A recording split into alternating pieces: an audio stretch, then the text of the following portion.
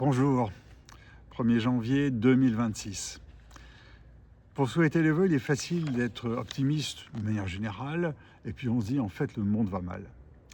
Bien, je voudrais relever à peu près 26 points, 26 signaux qui nous montrent que le monde va pas si mal que ça. Et le monde dans lequel nous dirigeons pour 2026-2030, c'est un monde dans lequel il y a beaucoup de choses qui sont en pleine évolution et qui sont positives par rapport à tout ce que nous venons de vivre. Alors, je vais commencer bien sûr par la géopolitique. Bon, de ce côté-là, on va dire oui, mais attendez, ça va pas. On est au bord de la Troisième Guerre mondiale. Bien sûr qu'on peut dire tout ça. Bien sûr qu'on peut se pendre en disant, enfin se suicider en disant, le monde va mal. Bon, la construction européenne, c'est quelque chose de positif quand même, qui fait d'autres pays jaloux. La montée en puissance de nouvelles puissances économiques comme la Chine et l'Inde, et puis l'Amérique du Sud qui est en train de prendre son élan. Et puis il y a par exemple la prise de conscience en matière de climat, d'environnement, la prise de conscience réelle de ce que c'est que l'environnement, et ça avance énormément, même si c'est un peu lent. Mais quand on regarde sur 5 ans, sur 10 ans, sur 20 ans, ça progresse beaucoup. La croissance exponentielle des énergies renouvelables. Ceci dit, moi je suis un petit peu sceptique là-dessus, parce que favoriser l'emploi chinois et l'utilisation de matières qui sont en quantité finie sur Terre, c'est peut-être pas la bonne idée. La protection de la biodiversité, c'est une bonne chose. La sensibilisation et la mobilisation mondiale à tout ce qui concerne le climat. Et puis, globalement, la qualité de l'air et de l'eau qui progresse, alors peut-être pas ponctuellement, peut-être pas sur une année ou géographiquement, mais globalement sur Terre, on a bien vu la couche d'ozone qui a disparu. Il y a ou le plomb qui disparaît dans ses utilisations. Il y a beaucoup de choses qui sont positives et qui sont toujours en progrès. Alors, d'autres points, en santé et en médecine. Et franchement, c'est extraordinaire. L'espérance de vie mondiale, on est passé en 75 ans, de 46 ans à 73 ans au niveau mondial.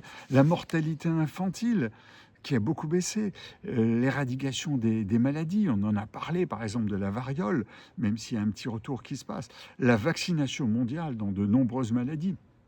Et on parle de la rougeole parce qu'il y a un recul. Alors ça, bien sûr, il y a des mouvements qui progressent et puis d'autres qui reculent de temps en temps. En matière d'éducation, le taux d'alphabétisation mondiale, on en est à 86% en 2023. C'est jouissif, c'est extraordinaire. La scolarisation des filles, on sait que la scolarisation des filles permet de sortir des pays de la misère, des familles de la misère. Eh bien, ça aussi, c'est un taux, on arrive à 90% en 2023. L'accès à l'enseignement supérieur, c'est formidable. J'en mettrai un bémol parce qu'on a l'impression de dire dans le monde entier qu'il faut absolument accéder à l'enseignement supérieur pour avoir une bonne vie, et ce n'est pas vrai. Et puis on a la réduction de l'extrême pauvreté, l'extrême pauvreté, c'est-à-dire 2,15 $ par jour. On est passé de 36% en 1990 à 8,6% en 2023.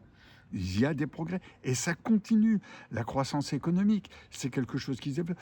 Alors là, on peut se poser la question, est-ce que c'est un bon critère pour le futur de conserver cette notion de croissance économique ? L'accès à l'électricité, de plus en plus simple, de plus en plus multiplié, c'est 90% de la population mondiale. Internet, n'en parlons pas. Les téléphones mobiles, il y a plus d'abonnements aux téléphones mobiles que de terriens. On est à, je ne sais plus en quelle année, 8,6 milliards d'abonnements à des téléphones mobiles, alors que nous sommes 8 milliards de terriens. L'accès à l'eau potable, bien sûr, on n'en parle même plus. Et puis, il y a la diminution des conflits. 2025, ça nous laisse un peu sceptiques, mais sur une longue période, il y a cette diminution. Les droits de l'homme, là aussi, 2025, le nombre de pendaisons dans certains pays du Proche-Orient sont assez crispants. Mais on a quand même globalement les droits humains, les droits des femmes, les mariages homosexuels, l'abolition de la peine de mort. Il y a des progrès là-dessus. En matière de culture, l'accès à la culture s'est multiplié. Le nombre de musées dans le monde se multiplie de manière extraordinaire. C'est sans comparaison avec ce qui se passait il y a 60 ou 70 ans. Le tourisme, on a quand même un nombre de touristes, on est à 1,5 milliard de touristes en 2023. Ce qu'on peut se poser comme question, est-ce que le tourisme n'est pas quelque chose de négatif dans le monde par rapport à la pollution et des choses comme ça? Il faut se le poser. Et puis, il y a la solidarité internationale qui est en train de se développer. Donc, voyons les choses de cette manière-là.